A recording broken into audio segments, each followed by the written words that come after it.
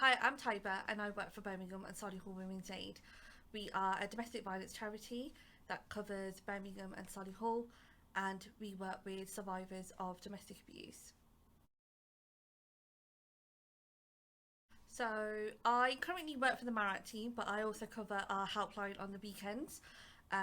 During the COVID pandemic, we extended our opening times on our helpline to cover the weekends to ensure that we could reach more women and survivors so we can support them.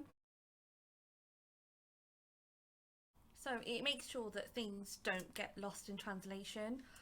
She's given her own voice in the sense that she's able to speak it in her language. She's comfortable sharing what she wants to share, um, but also that we're understanding what she's trying to say.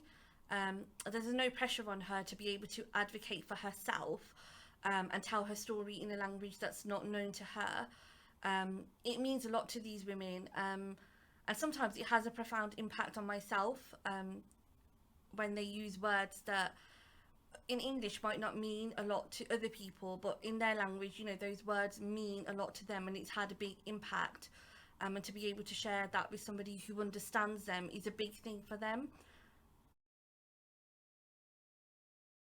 Now, during my current role, I've supported a woman who could speak a community language, but different agencies had used somebody who spoke a different dialect and assumed that she was understanding what was being said to her, but she couldn't actually understand it. But what she was responding and saying, they could understand.